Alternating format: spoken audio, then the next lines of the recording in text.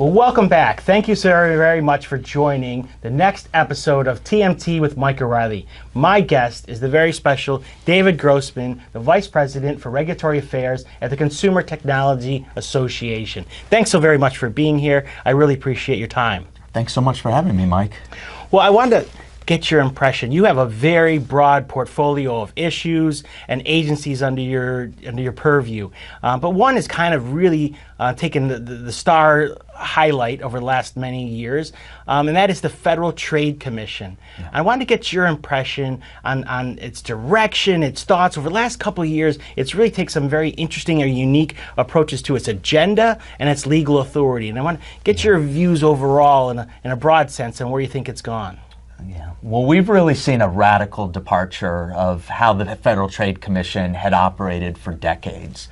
When I even look back to how CTA has engaged with federal agencies, even 5 years ago, my role would have largely focused on the Federal Communications Commission. And in the last 2 years, much of my focus has been diverted to the FTC as we push back on a variety of proceedings from revising the merger guidelines, the HSR form changes, the ban on non-compete agreements, the click-to-cancel proceeding, the cloud computing. I mean, you can go through the list of proceedings that this FTC has taken on that really are, I think a couple things. They're attempting to radically shift the focus of the agency to a focus on using government to protect incumbent interests, moving away from the consumer welfare standard, and really trying to control the basics operation of businesses in this country, which ultimately is going to curtail innovation. It's harmful to our industry. So you once worked as a congressional staffer for a very prominent member of the House Energy and Commerce Committee with oversight responsibilities over the FTC, and you worked at its, I would call it, sister organization, the Federal Communications Commission. Have you ever seen anything like this from the FTC in any other comparable or comparable situation?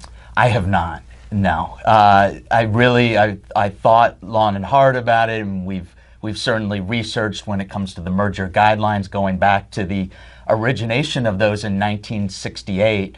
For decades, the FTC had enjoyed bipartisan relationships. It was a nonpartisan agency.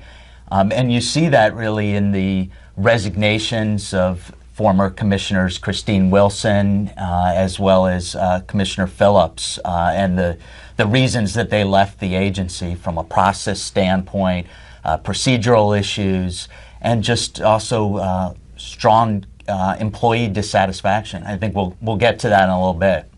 So let's delve into some of the issues. You mentioned a bunch of them, but I think they're important to really delve into. So let's talk about the consumer welfare standard. I think that's got to be the top of the list because that's a foundational running point for the agency and how it looks upon things. And as you're examining whether firms can merge or competition in a marketplace, they want to move away from and have moved away from a consumer welfare standard. That is the benefits that consumers may receive in terms of lower prices, more options, more choices, etc., and to this kind of amorphous standard, harm to the industry, harm to the sector, or whatever it may be at the moment. What is your take on that? Can you provide any more context for us? Yeah, well, there's a lot to unpack there, and I think the beauty of the consumer welfare standard was the predictability it provides, and I really want to emphasize that for companies, predictability is the name of the game. They want to know the rules of the road. They want to know if they're going to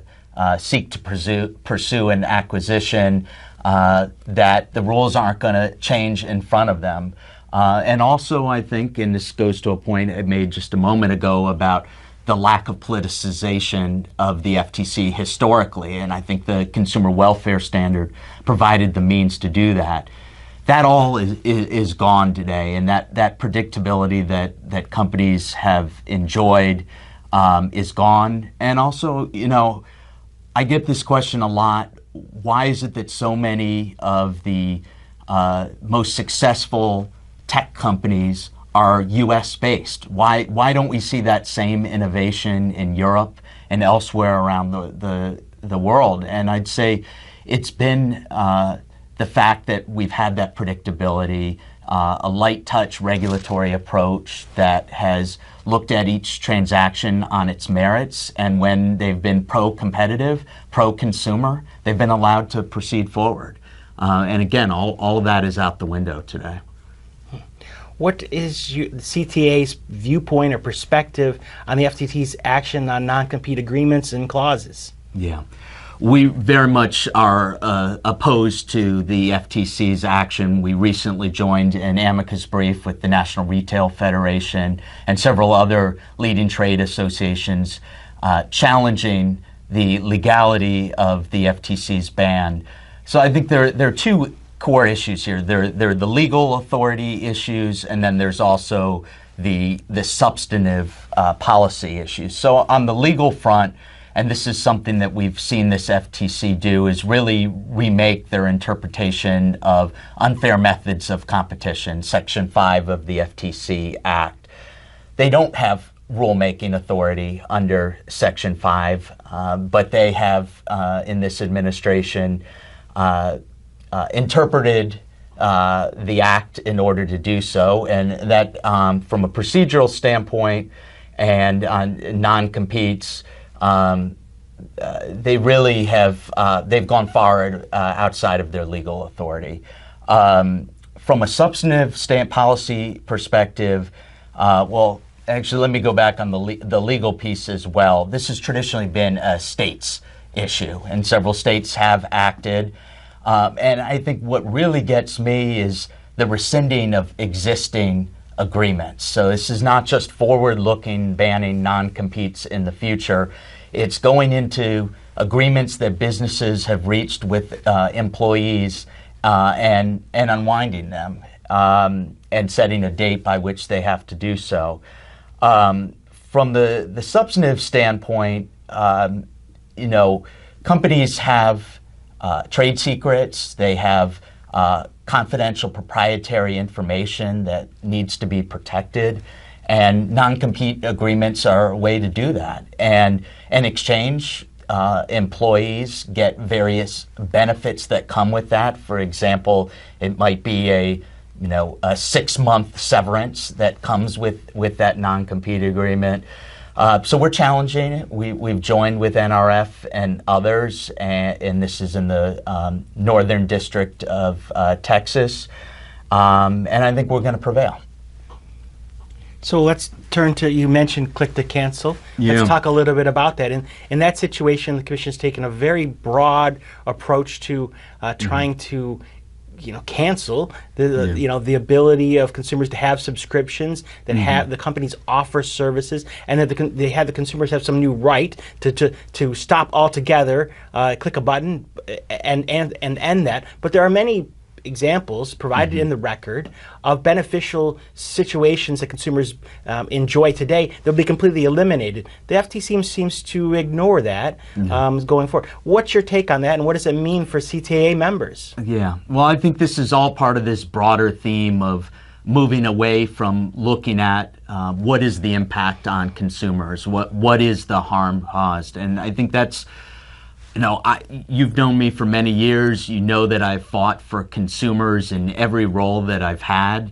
And here I ask, what is the real harm to consumers? And something that's really struck me, and the FTC has even admitted this. They put a press release out in February that noted that there was over $10 billion in fraud losses from consumers last year.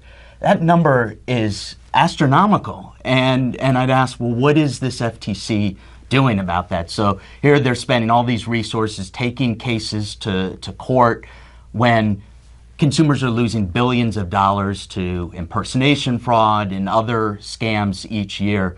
I think all of the resources really need to be redirected on that mission of consumer protection. Is this a case of, deciding policy by press release and maybe the administration's overall agenda, which this seems to fit nicely into, versus actually the substance and the overall longevity of policy and the benefits to consumers? Yeah, that's certainly how it feels. And I would say that's particularly true in these various lawsuits, whether it's been the Amazon case with the iRobot acquisition, various antitrust cases that they've brought. It does really much feel like they're looking for these headline grabbing, we're going after big tech. And, you've got to really unpack that and look, well, where's the consumer harm? And I've yet to see them demonstrate a consumer harm in the cases that they've brought. What do you think the FTC's proceeding as it relates to cloud providers is all about? Yeah. So cloud computing. I should say cloud computing. Yeah, and this was for those who didn't follow this proceeding, this was a request for information that the FTC put out, I think about a year ago now. And I think again this is fitting in with this broader theme of big is bad, and that it's a misunderstanding of the cloud computing market. I think they have the impression that there are just a couple companies providing cloud services, when in reality the data doesn't show that. There is a diversity of cloud computing providers serving a variety of use cases, whether it's to large enterprise businesses, to small businesses, to consumers. There are free cloud services that as consumers we take advantage of, and then there are others that are on a large-scale basis. So, if it was a pure intent to just understand the marketplace, I think we'd be fine with that. But I think based on where this agency has gone on a variety of other proceedings, I think you've got to be skeptical, and we certainly are, and we pushed back strongly that the cloud computing market is robustly competitive today, and you've seen just so much innovation come out of that. And I think one of the issues that may be of concern to the FTC is a concern with the switching costs between cloud providers. Again, we laid out an argument there of why those arguments just by the FTC just don't hold weight. And the United States seems well positioned in cloud computing. Am I wrong in that understanding? We seem to have not only tech companies, being in a very strong position globally, but in cloud computing, it's been one of the swan songs of companies. Yeah, no, absolutely. You can rattle off the list of major, mid-size, and small cloud computing providers, and the vast majority of them are American innovators. They've started here, they're creating American jobs, and they're benefiting companies of all sizes. Well, let's switch just ever. So, yeah. FTC critics have argued or alleged, they come from Capitol Hill and from industry and other think tanks and the like, have alleged that the FTC has negotiated with foreign regulators to actually stop mergers or to interfere in proceedings where the FTC may not have authority. So to use it, in some regards, it's an indirect mechanism to block a deal that they may not have authority to do themselves under current U.S. statute that governs their activities. Yeah. Is that something that you see as, what's your viewpoint on that? Have you heard that to be the case? And then two, is that something that's legal? Can an agency use its tax dollars provided by Congress to negotiate with foreign regulators against things that they don't have authority to do? Yeah. Well, it's deeply troubling. I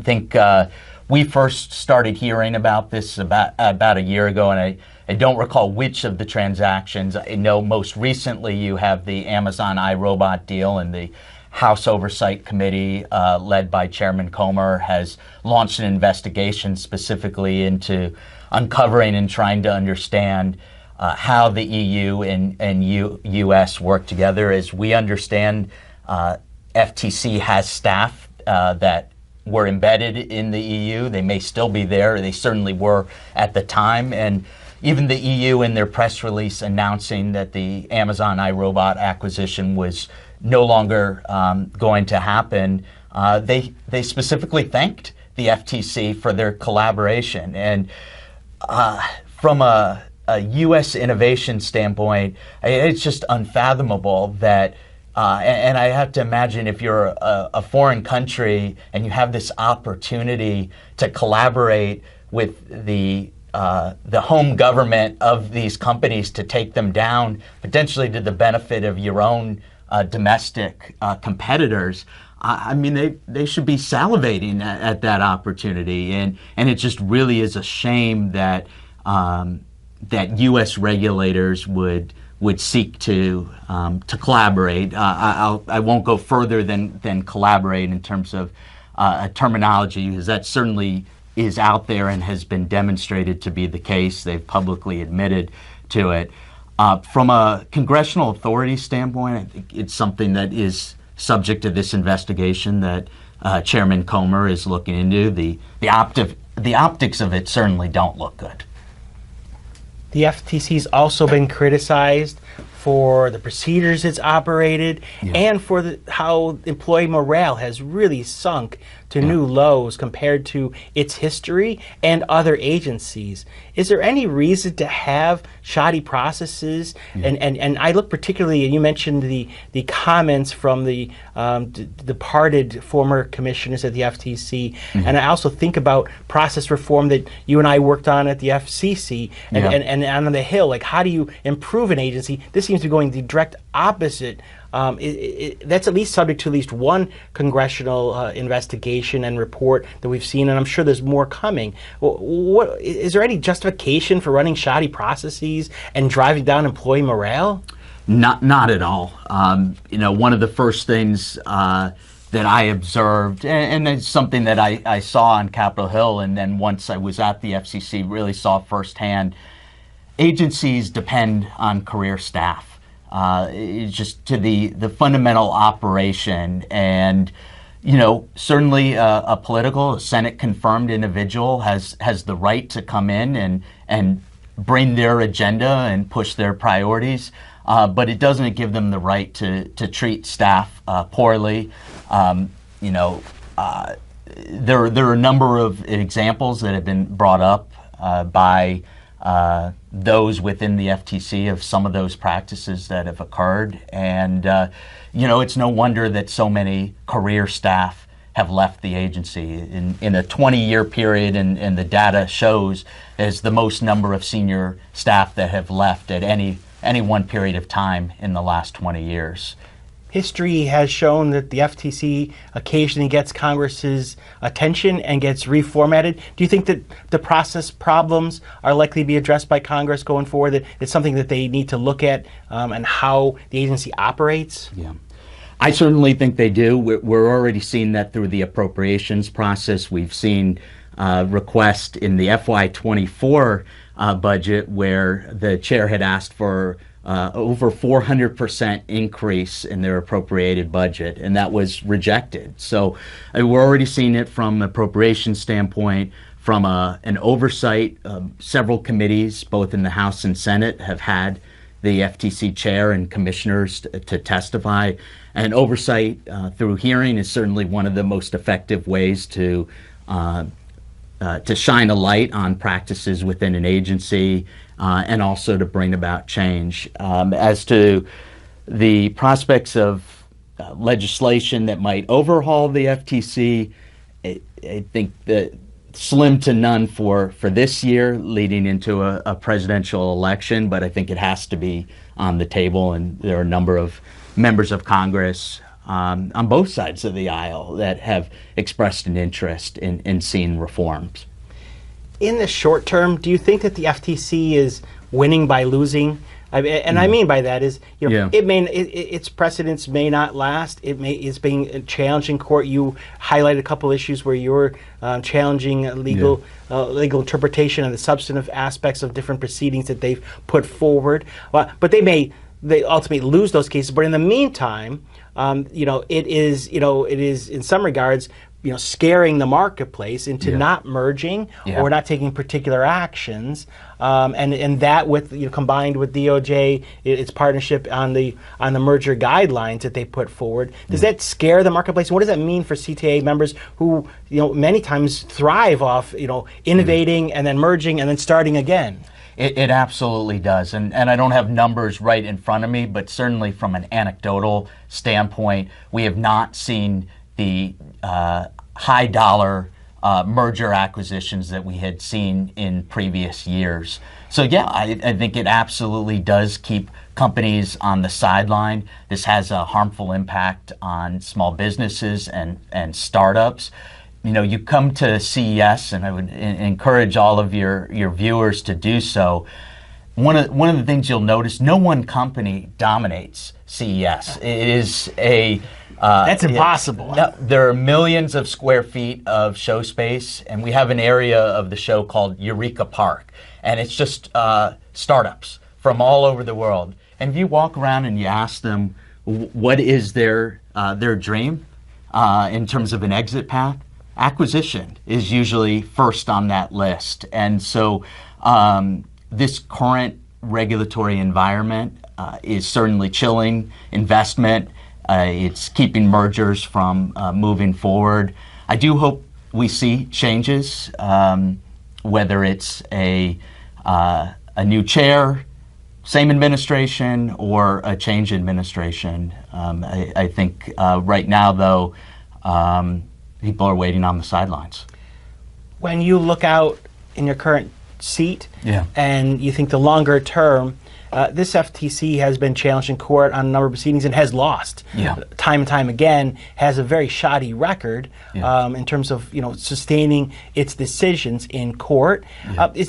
Do you imagine, as we get further out, that this agency, this administration, this FTC is looked upon as a novelty, or it's a renaissance of FTC procedure and precedents? Yeah.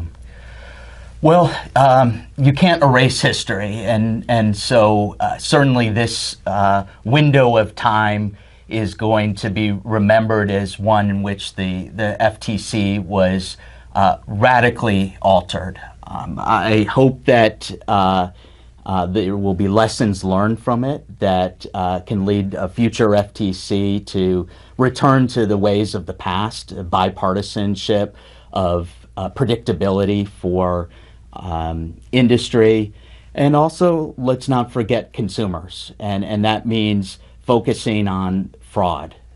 We haven't talked about in this conversation, but we've been very active as an organization in the issue of impersonation fraud. This impacts consumers, it impacts government, impacts businesses, and also impacts nonprofit organizations like us. Every year in the lead up to CES, we see a rise in impersonation scams, whether it's entities claiming to sell official hotel rooms for the show, fake badges, or even fake exhibit space. And so we had pushed this FTC to proceed with a rule to provide stronger penalties to go after fraudsters who are committing impersonation scams. And I will say this was largely a positive. We saw final rules implemented earlier this year, but at the same time they've now put forward a supplemental notice of proposed rulemaking which focuses on the role that AI may play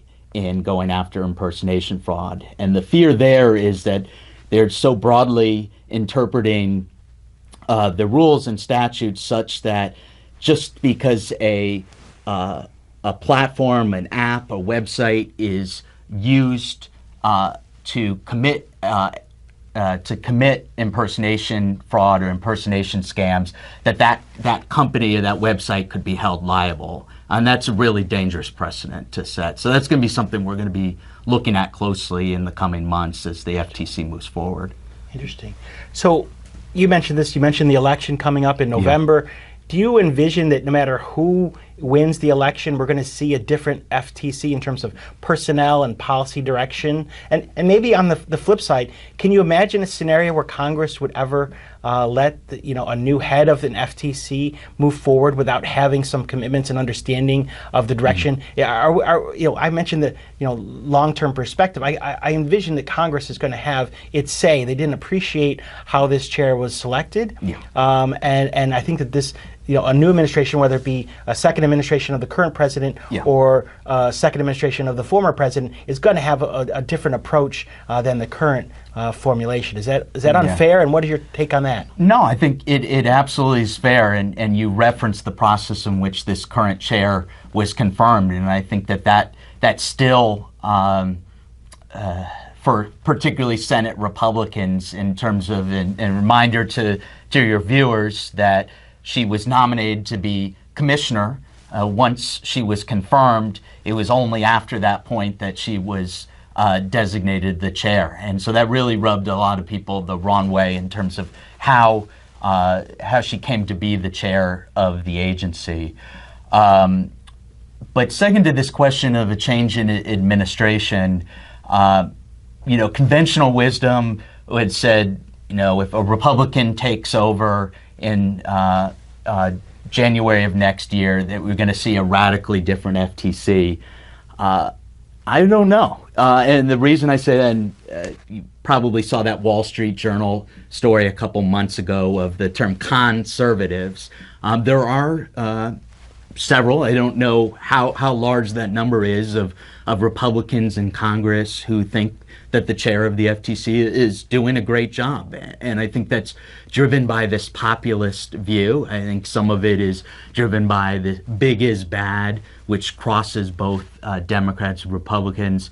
So if there is a change in administration from a political party standpoint, it really depends which wing of the Republican Party is put in as the chair of the agency. If it's a traditional Republican, then I think we would see some drastic changes back to the way in which things were in prior administrations, collegiality between commissioners, return to the consumer welfare standard.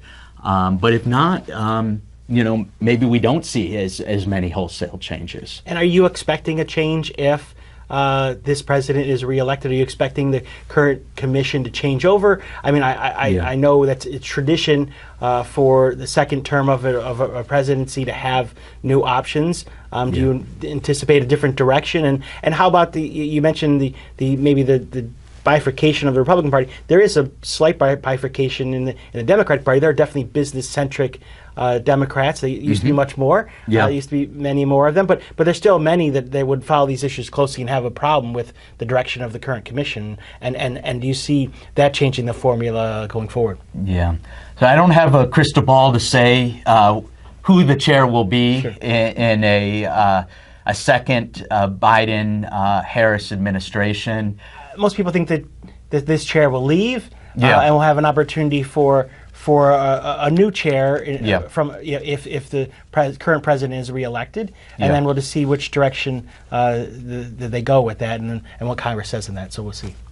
Well, I can't thank you enough, David. I really appreciate your time and your insight on these really critical issues for CTA members and for the industry as a whole. You've been such an honored guest, and I really appreciate your time. Thanks so much for having me. Thank you.